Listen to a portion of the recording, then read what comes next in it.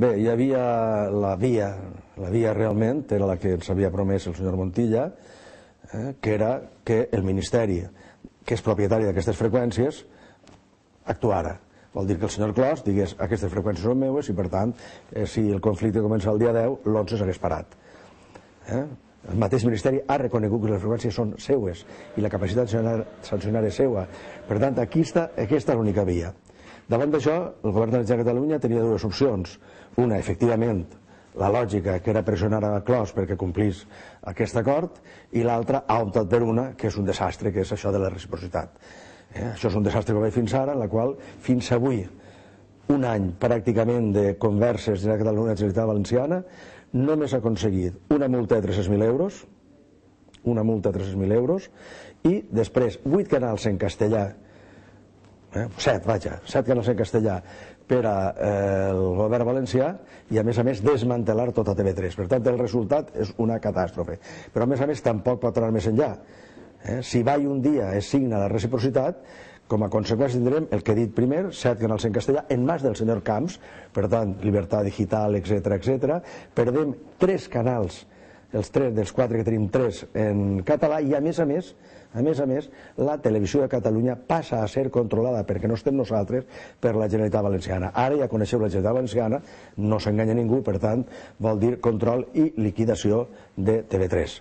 Incloent-hi el que hi haurà, que serà la remodelació del llibre estil. Per tant, aquesta via és una via que no ha donat cap resultat i que, en tot cas, el resultat que ha donat més nefast no pot ser. Hi ha l'única via possible, hi ha dues vies. Una, primera, com hem dit, que el senyor Clos, d'una manera immediata, assumeixi les competències que li corresponen.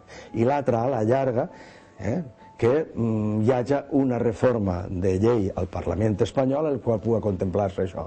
Si el Parlament espanyol, el govern espanyol, va signar la Carta Minoritària de les Llengües d'Europa, en el qual reconeix els espais comunicatius en la mateixa llengua, que apliqui això una llei per a que això pugui desenvolupar-se. Per tant, no hi ha més solució.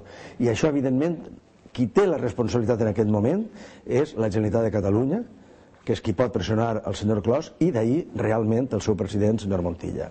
És evident que nosaltres hem arribat on hem pogut. Hem resistit un any, que no és poc, des del dia que van entrar fa d'aquí 2 setmanes, el dia que van venir a dir vostè tenen una setmana per tancar en TV3. Hem resistit un any, però el que podem fer les entitats culturals ja ho hem fet, farem més, però no podem arribar a canviar la situació actual. Això passa ja directament als partits i passa directament als governs, i el govern és el de la Generalitat de Catalunya, no n'hi ha un altre, que és l'únic que pot pressionar, perquè és la mateixa família, el senyor Clos. No hi ha res més, tot depèn d'ells. Si ells volen, això pot resoldre's, i si no, com hem dit aquí, d'aquí 2 dies tindrem tota TV3 tancada al País Valencià davant d'unes eleccions, a veure què contesten. Bueno, això és una vella història, que el que passa a València, què anem a fer?